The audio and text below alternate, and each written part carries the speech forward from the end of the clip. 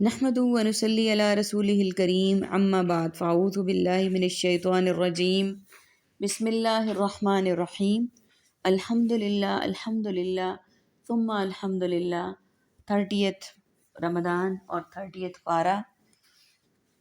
آئیے دیکھتے ہیں. The Prophet said, a Muslim is the one from whose hands and tongue the others are safe. نفس کی شرارتیں ہر انسان کے ساتھ ہیں اور نفس کی شرارتوں سے وہی محفوظ رہ سکتا ہے جس پر اللہ کی خاص رحمت ہو. نفس کی 3 اقسام ہیں. نمبر 1 ہے نفس امارہ. یہ وہ نفس ہے جس پر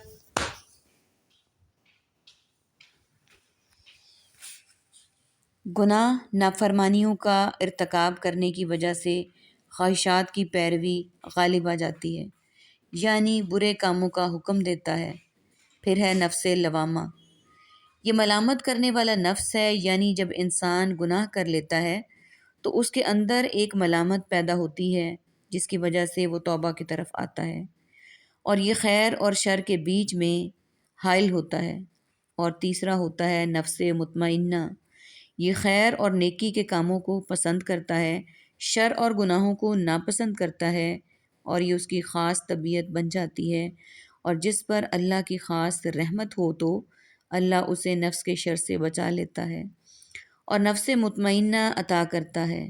اور اس کے لیے ہمیں اللہ سے دعا کرنی چاہیے کہ اللہ ہمیں نفس مطمئنہ عطا کرے تاکہ مرتے وقت فرشتہ ہماری جان لینے کے لیے آئے تو وہ کہے یا ایھا النفس المطمئنہ ارجعی الی ربک راضیۃ مرضیہ وادخلی فی عبادی وادخلی جنتی.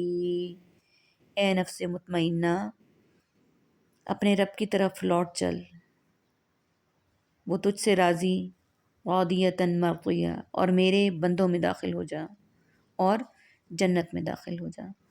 اور وہ ہمیں سلام کرے تو نفس مطمئنہ کہہ کر سلام کرے، اللہم اجعلنا منہم، اللہم اجعلنا منہم، اللہم اجعلنا منہم. اصل کردار وہی ہوتا ہے جس کی دشمن گواہی دے. نبی صلی اللہ علیہ وآلہ وسلم کے مخالفین آپ صلی اللہ علیہ وآلہ وسلم کو صادق اور امین کہہ کر پکارتے تھے. آج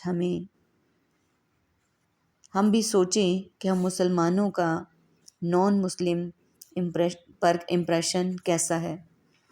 نیکسٹ پوائنٹ ہمارا، انسان کے پاس اگر کوئی علم یا کوئی اسکل ہو تو انسان کے لیے جائز ہے کہ وہ لوگوں کے سامنے اس کا اظہار کرے تاکہ لوگوں کو اس سے فائدہ ہو. لیکن اس سب کے علاوہ اپنے نفس کا تزکیہ کرنا، اپنے اعمال کو ظاہر کرنا، یہ ریاکاری میں شامل ہو جاتا ہے.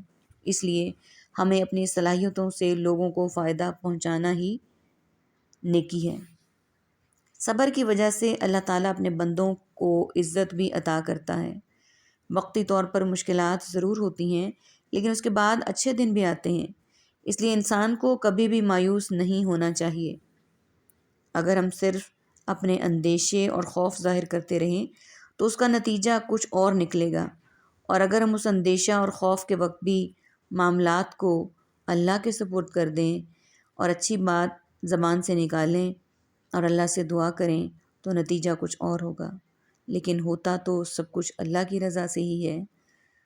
وَأُفَوِّضُ أَمْرِي إِلَى اللَّهِ إِنَّ اللَّهَ بَصِيرٌ بِالْعِبَادِ، کہ میں اپنے معاملات کو اللہ کے سپورٹ کرتی ہوں. بے شک اللہ تعالیٰ اپنے بندوں کو دیکھنے والا ہے.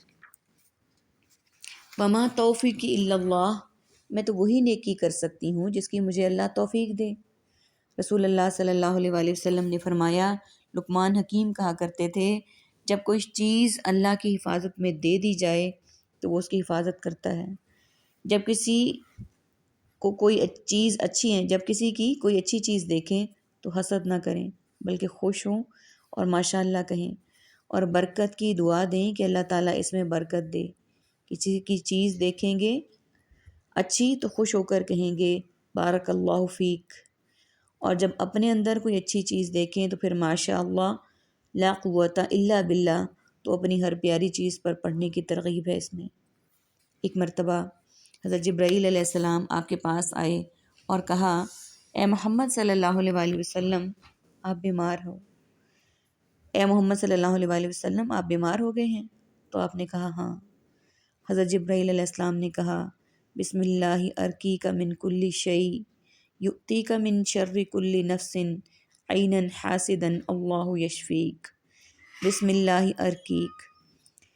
پھر پچھلے پہر آپ کو بخار تھا، حضرت جبرائیل علیہ السلام نے آپ کو دم کیا تو آپ شام تک بہتر ہو گئے۔ ہمیں بھی دوسروں کو اگنور نہیں کرنا چاہیے کہ ہر وقت اپنی ہی پریشانیاں سنائیں، ہمیں دوسروں کو انکریج نہیں کرنا چاہیے کہ ہر وقت اپنی پریشانیاں سنائیں، کیونکہ آپ پریشانی کی باتیں کرتے ہیں تو آپ کی پوری شخصیت پریشان ہی نظر آتی ہے، اور پھر اس پریشانی سے آپ نکل نہیں پاتے۔ صحابہ کرام رضوان اللہ علیہم اجمعین کا طریقہ کیا ہے؟ اطمینان پھیلانا، لوگوں کی زندگیوں کو پرسکون کرنا، شر میں سے بھی خیر کی بات نکالنا کہ اس میں خیر ہوگی۔ یوسف علیہ السلام نے اپنے بھائی سے کہا، غم نہ کر، رنج نہ کر۔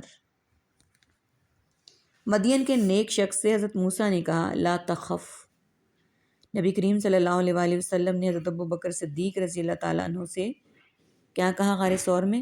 لا تحزن، لا تحزن، لا تخف۔ یہ آپ اپنے آپ کو بھی کہا کریں جب پریشان ہوں، کیونکہ بے قراری اور بے چینی کی گھڑی میں کسی کے اندر دل کا اطمینان ڈالنا، اطمینان پھیلانا، یہ انبیاء کرام کی سنت ہے۔ انبیاء کرام علیہ السلام کی سنت پر عمل کیجیے۔ اس دنیا کی سب سے بڑی نعمت کیا ہے؟ کہ دنیا اور آخرت میں اللہ کا ساتھ نصیب ہو، اسلام کی حالت میں موت آئے، فرما برداری اور اطاعت میں موت آئے، اور صالحین کے ساتھ ہو، یعنی اچھی صحبت، اچھے لوگ۔ دنیا اور آخرت میں بھی یہ بات حقیقت ہے کہ ظاہری باطنی طور پر اللہ ہی سب سے زیادہ قریب ہوتا ہے، یعنی اے اللہ تو ہی میرا دوست ہے، اور پھر تکمیل نعمت کے لیے اچھی موت کی دعا کرنی چاہیے۔ ساری زندگی نعمتوں میں گزرے مگر خاتمہ اچھا نہ ہو تو بدبختی ہے۔ جو شخص صلہ رحمی اختیار کرتا ہے اس کی موت میں تاخیر کر دی جاتی ہے، اس کے مال میں اضافہ کر دیا جاتا ہے، اس کے گھر والے اس سے محبت کرنے لگتے ہیں۔ نبی صلی اللہ علیہ وآلہ وسلم نے فرمایا، جو شخص صلہ رحمی کے لیے جتنا عطیہ دیتا ہے، جتنے گفٹ تحفے دیتا ہے اپنے رشتہ داروں کو، اللہ اس کے مال میں اتنا ہی اضافہ کرتا ہے۔ لیکن ہم طور پر کیا کرتے ہیں؟ ہم اپنے طور پر کیا کرتے ہیں؟ شیطان کے بہکاوے میں ان کو نہیں دینا، یہ تو شکریہ تک ادا نہیں کرتے، غریب مسکین بہت ہیں، ہم ان کو دے دیں گے، ان کو تو ہمارا دیا کچھ پسند نہیں آتا، بھلے نہ دیں، ناپسند کریں، کچھ بھی ہو، پھر بھی اول ان سے ابتدا، ان سے آغاز، ان سے خود سے غلطی یا گناہ ہو جائے تو اس کو دھونے کے لیے نیکی کرنی ہے۔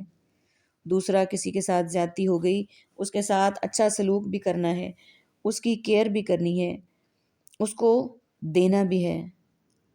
اب آپ لسٹ بنا لیں کہ جن جن لوگوں کو آپ نے تکلیف دی ہے، آپ سوچئے کہ آپ کیسے ہمارے بارے میں بدگمانی کر سکتے ہیں، کیونکہ اس سے کوئی بچا ہوا نہیں ہے۔ آپ کو پتہ ہے بعض اوقات ہم جان بوجھ کر کچھ نہیں کرتے، کچھ نہیں کہتے، لوگ خواہ میں ہی محسوس کر جاتے ہیں، لیکن جب آپ کو پتہ چلے کہ کوئی روٹھا ہوا ہے، آپ اس کو منا لیں تاکہ اس کا دل خوش ہو جائے اور اس کی غلط فہمی دور ہو جائے۔ اللہ تعالیٰ سے دعا ہے کہ اللہ تعالیٰ ہمیں ان تمام معاملات میں جو ہم نے آج کے پارے کے امپورٹنٹ پوائنٹس بنائے ان پر عمل کرنے والا بنائے۔ آمین ثم آمین۔ وآخر دعوانا ان الحمد للہ رب العالمین۔ سبحانک اللہم وبحمدک، نشہد ان لا الہ الا انت، نستغفرک ونتوب الیک۔ السلام علیکم ورحمۃ اللہ وبرکاتہ۔